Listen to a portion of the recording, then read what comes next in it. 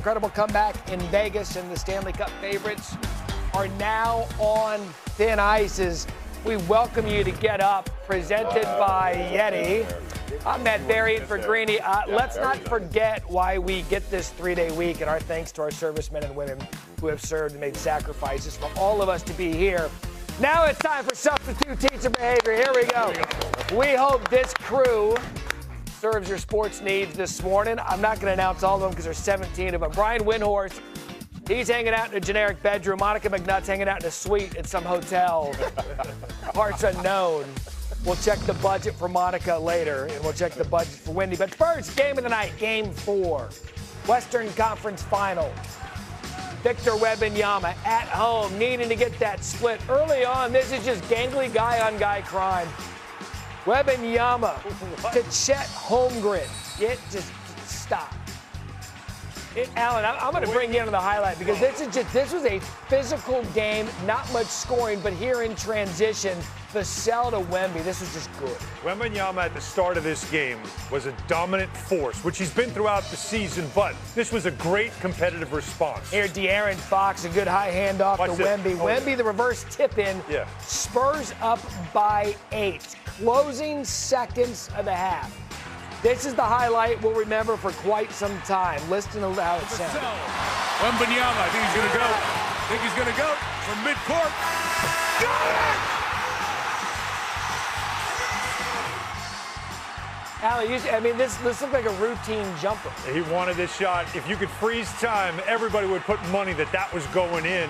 He wanted that ball. He wanted that shot, and there was no doubt he was making that shot. It's a big-time play. Wemby, 22 points in the first half, had 26 points in all of Game 3. Spurs up 12. Later, Stephon Castle picks Isaiah Hartenstein's pocket. We're running. Oh, my God. Again, look at the finish on the break. He's jumping from the dotted line. There's no stopping that. No stopping that. But their defense, Matt, they were all over. Their energy was off the charts defensively in this game. They were causing turnovers and getting points off turnovers, which is what Oklahoma City normally does to you. Which, by the way, Oklahoma City was their second fewest point total of the postseason. They only had 38 first-half points, and Wemby and company took advantage. Beat down in San Antonio last night, 103-82. It's been sensational postseason for Wembanyama, who continues to stuff the stat sheet with his play. Yesterday joined Bill Walton in 1977 as the only player since blocks became an official stat in 1974 with 300 points, 150 rebounds, and 50 blocks in their first career postseason. Walton led the Blazers to a title that year. Wemby, however, he shouldn't, and he's not getting ahead of himself just yet. We didn't do nothing unexpected, but the truth is that we had never been in this kind of situation before. It was our first deficit, and we just responded, but it was nothing amazing. It wasn't magic. We just did what we needed to do. They just punched us in our face early.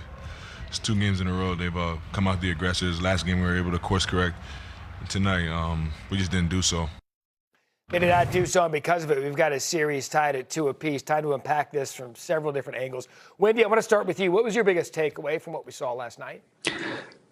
Yeah, they played with an appropriate level of force from a team whose season was under threat. It wasn't an elimination game, but you go down 3-1 going on the road, you're cooked. And that's the way that they played.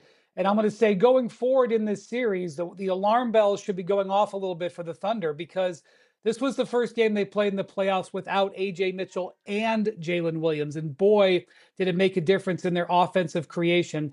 It's one thing when you're missing one. When you're missing 2, it puts so much stress on Shai Gilgeous-Alexander to create.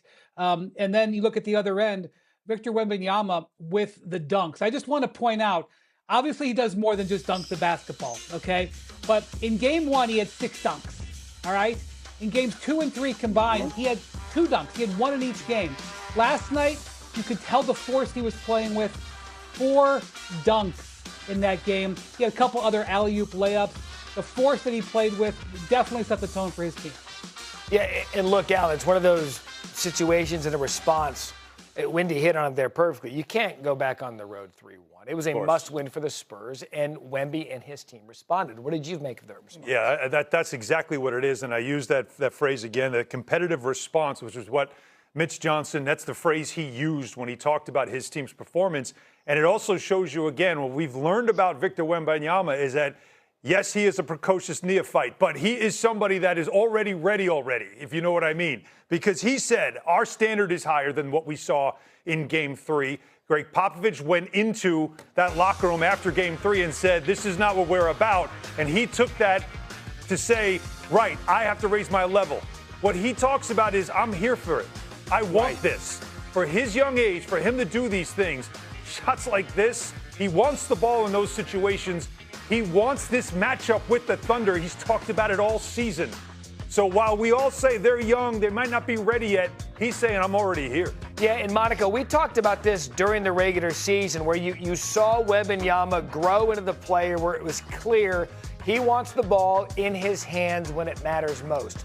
Question, though, now you're putting out all this energy in the playoffs. Can he sustain this level of play and this high energy now for a series that appears to maybe be going the distance? Matt, this was my question watching last night. I mean, he was fantastic, but he was also fantastic in Game 1. And then Game 2, he looked physically exhausted. I think Wendy nailed it in terms of the injuries for the Thunder. I also think both of these teams, I'm not going to say that they are alternating taking games off because I wouldn't disrespect the pursuit of a championship in that way. But when we get to the games, you can almost tell which team won the previous game based on the gas that's left in the tank going into the next one. And so I think as we look at the Spurs, if they are the team that can stay healthier around Victor, but I still don't know the answer to the question if it's going to require the Herculean efforts from Victor versus his, light double-doubles, if you will, when you're talking about a guy like this. And when we saw the numbers there a moment ago of how good the Spurs are with Wemby on the court relative to when he's off. I mean, it doesn't take a stat scientist to figure out they're better with him on the court.